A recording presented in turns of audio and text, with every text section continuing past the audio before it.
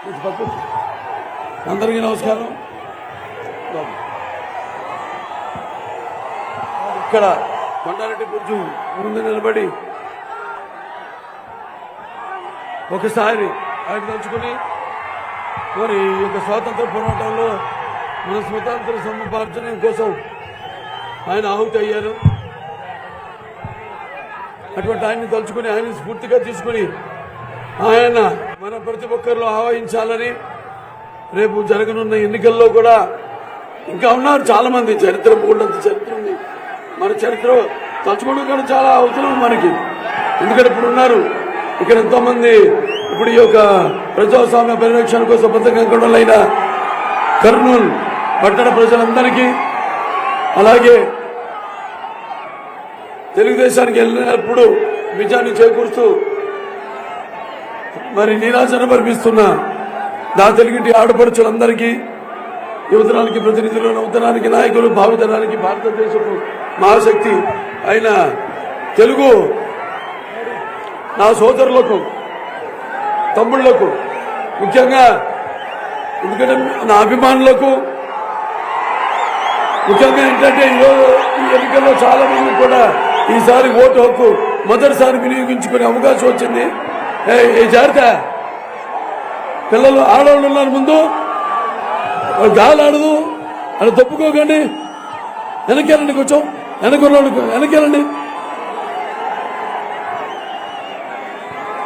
మొదటిసారి తమ ఓటును ఉపయోగిస్తున్న ఎంతో మంది యువకులు ఉన్నారు. కాబట్టి మరి మన చరిత్ర ఒకసారి నెమరేసుకోవాల్సిన అవసరం ఉంది. ఎందుకంటే చరిత్రకు చాలా దూరంగా ఉన్నారు మీరు.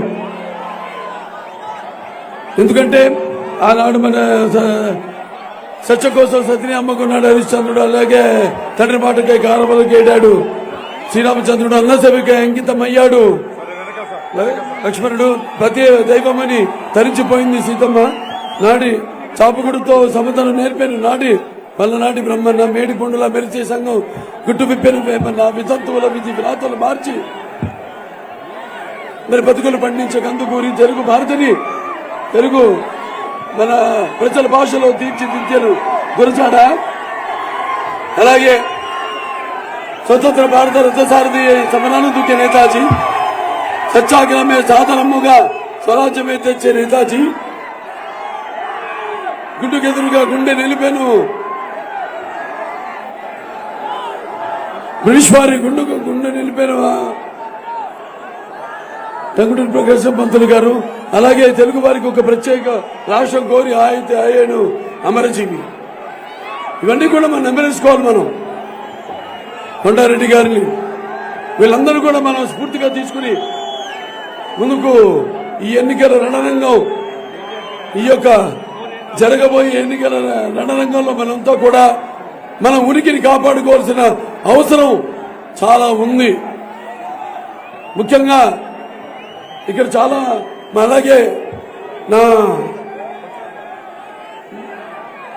ముస్లిం మైనారిటీ పెద్దలకు, ముత్తవల్లులకు, అలాగే నా ముస్లిం సోదరి మండలకు అందరికీ, ఇమాంలకు, మౌలాన్లకు అందరూ కూడా నా అస్సలాము అలైకుం వరహ్మతుల్లాహి వబరకాతుహు. మరి మన చరిత్ర గురించి చెప్పుకున్నాం. మరి ప్రేమకు త్యాగానికి ప్రతీకలు నా ముస్లిం సోదరి మండలు, అలాగే వారి యొక్క త్యాగనిరత, అలాగే క్రమశిక్షణ, వాళ్ళ యొక్క అందరికీ ఆదర్శప్రాయం. మొదటి నుంచి తెలుగుదేశం పార్టీ ముస్లింలపై ప్రత్యేక శ్రద్ధను కనబరుస్తూనే ఉన్నది. అలాంటిది మన అన్నగారు శ్రీ నందమూరి తారక రామారావు గారు, ఆయనకి ముస్లింలంటే మక్కువ ఎక్కువ. అందుకే ఆయన వాళ్ళ మీ అందరి అభివృద్ధి కోసం, మీ యొక్క సంక్షేమం కోసం ఎంతో ఆరాటపడేవారు ఆయన. అందుకే ఆయన మొట్టమొదటిసారి దేశంలోనే మైనారిటీస్ ఫైనాన్స్ కార్పొరేషన్ స్థాపించడం జరిగింది. అంటే మీకు ఆర్థికంగా మిమ్మల్ని పైకి తీసుకురావడానికి, మీలో చైతన్యాన్ని రగిల్చడానికి ఆయన నాడు మైనారిటీస్ ఫైనాన్స్ కార్పొరేషన్ స్థాపించడం జరిగింది.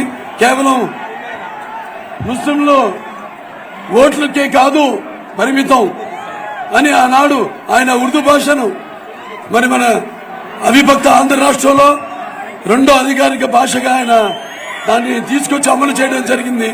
అలాగే ముస్లిం ఎప్పటికీ చిరకాలం గుర్తుండిపోయేలా ఆయన వాళ్ళకి గౌరవం ఇచ్చారు మీ అందరికీ. అలాగే మరి అక్కడ మనం అవిభక్త రాష్ట్రంగా ఉన్నప్పుడు హైదరాబాద్ లో 11 అంతస్తుల హజ్ భవనాన్ని నిర్మించడం జరిగింది. అలాగే కడపలో 25 కోట్ల రూపాయలతో హజ్ భవనం నిర్మించడం జరిగింది. ఇలా ఎన్నెన్నో కార్యక్రమాలు చేపట్టింది. అటు చంద్రబాబు నాయుడు రామారావు గారి ఆధ్వర్యంలో, అటు చంద్రబాబు నాయుడు గారి ఆధ్వర్యంలో. ఇవాళ మన రంగు పసుపు, శుభానికి సంకేత పసుపు. అలాగే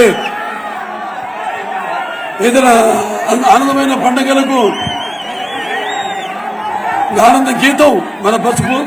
అలాగే మన ఆరోగ్యానికి ఔషధం, ఆయుర్వేద ఔషధం, గొప్ప ఆయుర్వేద ఔషధం పసుపు.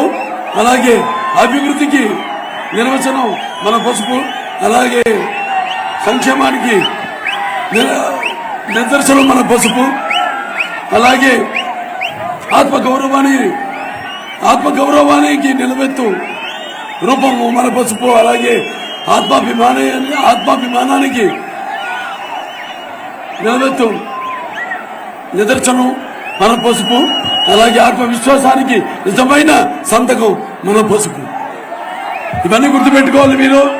గతంలో తెలుగుదేశం పార్టీ చేపట్టిన కార్యక్రమాలు, అభివృద్ధి సంక్షేమ కార్యక్రమాలు, మరి ప్రపంచంలోనే రామారావు గారు మొట్టమొదటిసారి ఎన్నో విప్లవాత్మకమైన, ప్రజలకు మేలు చేసే ఆమోదయోగ్యమైన ఎన్నో పథకాలను ప్రవేశపెట్టారు. అందులో భాగంగా కిలో బియ్యం 2 రూపాయలకి ఇచ్చారు. అలాగే 30 రూపాయలు పెన్షన్ ఇచ్చారు. ఆడవాళ్ళకి, మహిళలకి ఆస్తిలో సమానం ఇచ్చారు. అలాగే రైతులకు 50 రూపాయలకే యూనిట్ పవర్, హార్స్ పవర్ ఇచ్చారు. భూమి శిస్తు రద్దు చేశారు. అలాగే ఈ విప్లవాత్మకం అంటే సామాజిక విప్లవం, ఈ పటేల్ పట్వారీ యొక్క వ్యవస్థను రద్దు చేశారు. అలాగే మండలాలు ఏదైతే 330 తాలూకాలు ఉన్నాయో వాటిలన్నింటినీ 1100 మండలాలుగా విభజించారు. అలాగే సహకార సంఘాలు పెట్టి రైతులకు అందరికీ కూడా అన్ని ఒకే చోట లభ్యమయ్యేటట్టు వాళ్ళ అవసరాలన్నీ కూడా, వాళ్ళ పరికరాలన్నీ కూడా అలాంటి విప్లవాత్మకమైన ఎన్నో పథకాల్ని, సంక్షేమ కార్యక్రమాల్ని ప్రవేశపెట్టారు. అలాగే మహిళలకు మరి ఆనాడు చంద్రబాబు నాయుడు గారు దేశంలోనే మొదటిసారిగా ప్రపంచంలోనే ఈ పొదుపు విప్లవం తీసుకొచ్చారు. డ్వాక్రా సంఘాలు పెట్టి రైతు బజార్లు, ఎవరైతే రైతులు ఈ యొక్క దళారీల వల్ల నష్టపోతున్నారో వాళ్ళందరికీ కూడా సముచితమైన ధరలు, వాళ్ళు కష్టపడి పండించిన ఫలానికి సరైన ధర వాళ్ళకి లభించేటట్టు ఆనాడు చేశారు. ఇలా చెప్పుకుంటే బోల్డ్ అని ఉన్నాయి చాలా.